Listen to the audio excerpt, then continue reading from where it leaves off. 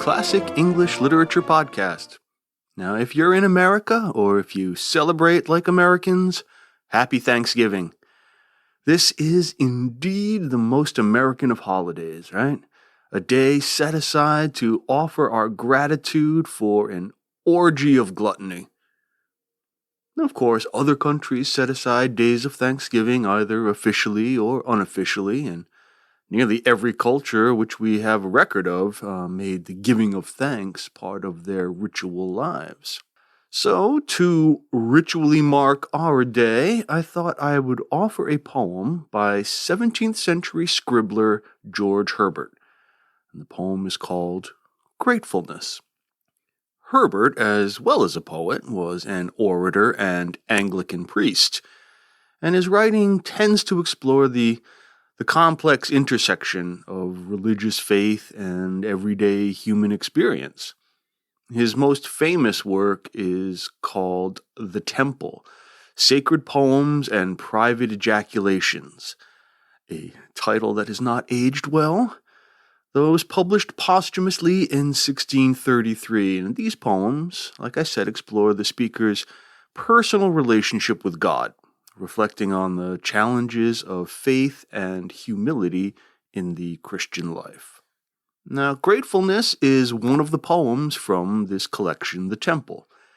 It's 8 stanzas of 4 lines each with alternating rhymes, A, B, A, B.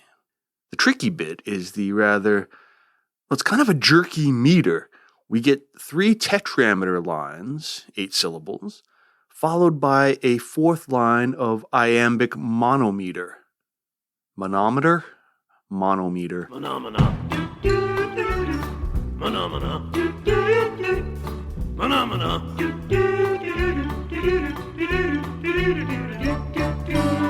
Yes, monometer. 1 foot, 2 syllables. Now, most of each stanza rolls along in a very familiar, ballad-like, almost sing-songy rhythm, and then line 4 slams the brakes. It's like poetic whiplash. Have a listen. Do you have your brace? Thou that hast given so much to me, give one thing more, a grateful heart.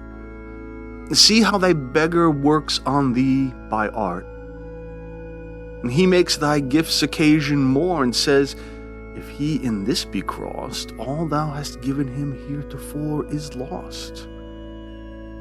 But thou didst reckon, when at first thy word our hearts and hands did crave, what it would come to at the worst to save.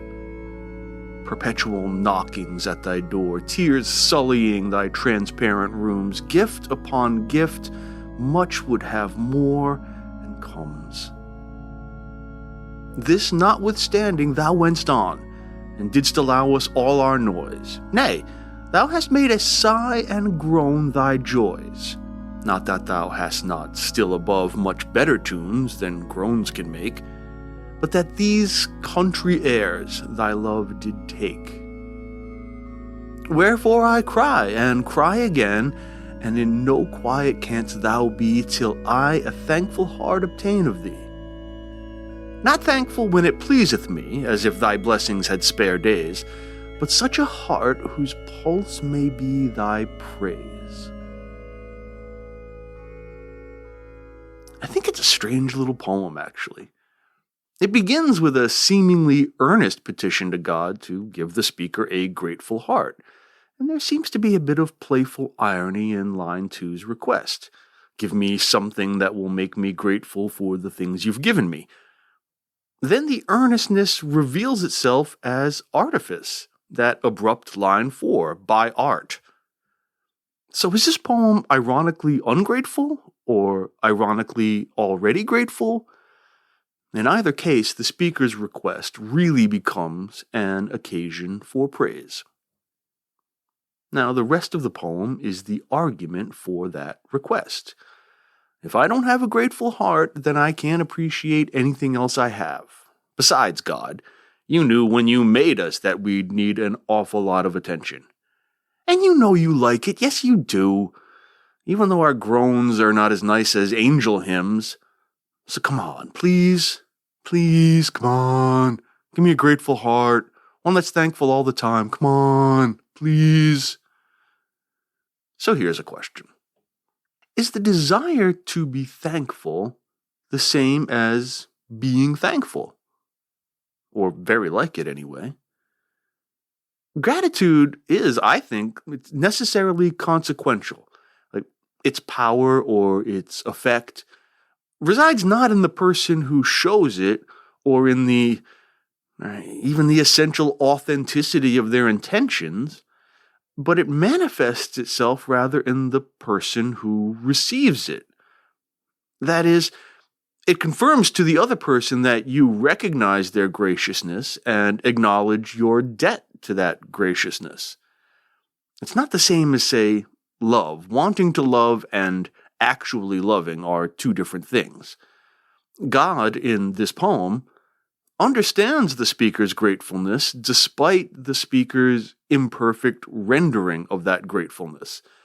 The poem implies that true gratitude only comes from true grace, and humans lack such true grace in their fallen state. But it's the wanting, the striving, that's important. So thanksgiving, giving thanks, it's an act, and one paradoxically noble and humbling.